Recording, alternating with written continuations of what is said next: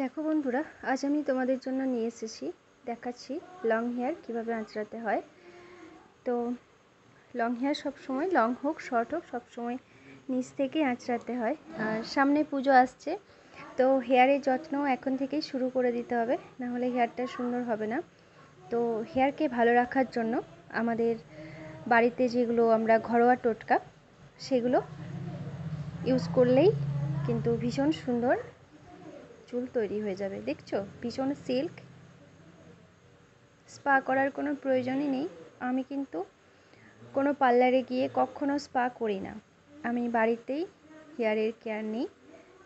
আমলা মেথি pack, অ্যালোভেরার pack, টক দইয়ের pack, অনিয়নের juice, লেবুর রস, এই সমস্ত কিছু আমি বাড়িতে লাগিয়ে থাকি। তো দেখো, যদি আমাদের বাড়িতে কোনো খরচা ছাড়াই আমরা হেয়ারের কেয়ার নিতে পারি, তাহলে তো আমাদের খরচা করার কোনো প্রয়োজন নেই।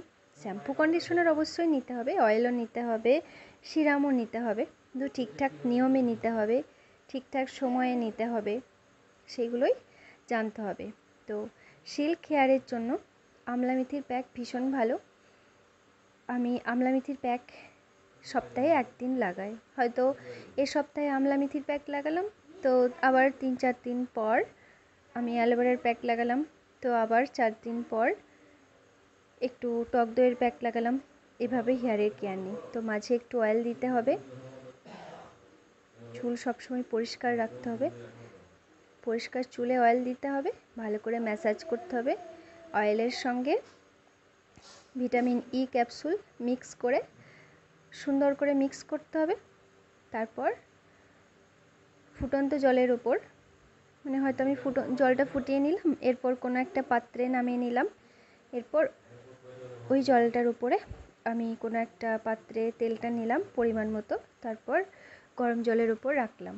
আর আমি যতক্ষণ ম্যাসাজ করব, ওই কুসুম কুসুম গরম অয়েলটাই কিন্তু ম্যাসাজ করব, একদম ফুটিয়ে নেব না তেলটা। ওই তেলটা ভীষণ ভালো।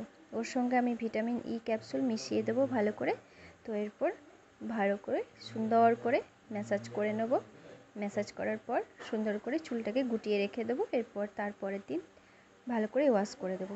তো এখনও যারা সাবস্ক্রাইব করোনি, যারা নতুন আছো, তারা ঝটপট সাবস্ক্রাইব করে নাও আর বেল আইকনে প্রেস করে নাও, যাতে আমি যখনই ভিডিও ছাড়বো তোমরা সবার আগে দেখতে পারো।